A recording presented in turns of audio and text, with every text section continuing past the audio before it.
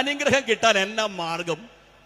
അപ്പം അപ്പനെ കളിപ്പിച്ചു, ചേട്ടനെയും കളിപ്പിച്ചു. അപ്പൊ നമ്മൾ പറയാറുണ്ടോ, അപ്പനെ കളിപ്പിച്ചിട്ട് അനുഗ്രഹം തട്ടിയെടുത്തു, ജ്യേഷ്ഠാവകാശം തട്ടിപ്പറിച്ചു. ഞാൻ ചോദിച്ചോട്ടെ, അതുകൊണ്ട് എന്നാ ഗുണം ഉണ്ടായി?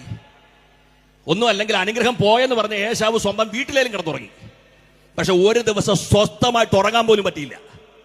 കാശ് ലക്ഷക്കണക്കിന് കോടിക്കണക്കിന് ബാങ്ക് ബാലൻസ് ഉണ്ടെങ്കിലും വീട്ടിൽ കിടന്ന് ഉറങ്ങാൻ കഴിയുന്നില്ലെങ്കിൽ എന്നാ അനുഗ്രഹമാ. പിന്നെ ഇവൻ അപ്പനെയും കളിപ്പിച്ചു, ചേട്ടനെയും കളിപ്പിച്ചു. പക്ഷേ പിന്നെ യാക്കോബ് തന്നെ പറഞ്ഞിട്ടുണ്ട്, എൻ്റെ അമ്മായിപ്പൻ എന്നെ 10 പ്രാവശ്യം പറ്റിച്ചത്.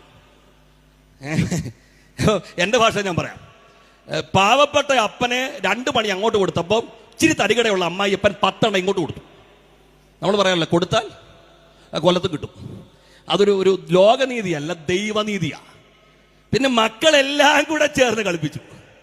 സ്വത്രം അപ്പനെ കളിപ്പിച്ചു, ചേട്ടനെ കളിപ്പിച്ചു, പിന്നെ അമ്മായിപ്പൻ 10 പ്രാവശ്യം പറ്റിച്ചു, പിന്നെ മക്കളെല്ലാരും കൂടെ പറ്റിച്ചു, ഭാര്യ നല്ല പണി കൊടുത്തു.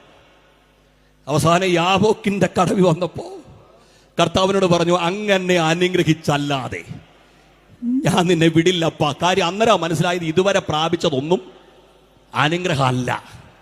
ഞാൻ കേൾക്കണം, ഈ ദൈവഹിത അല്ലാത്തതെല്ലാം കൂടെ അങ്ങോട്ട് അകത്തോട്ട് വെച്ചിട്ട് ഗ്ലോറി ഗ്ലോറി ഗ്ലോറി പറഞ്ഞാൽ ഇത് കത്തില്ല.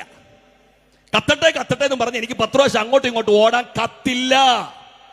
പക്ഷേ ഒരു റിയൽ ഉണർവ് ആരംഭിക്കുന്ന എങ്ങനെയാണെന്നറിയോ?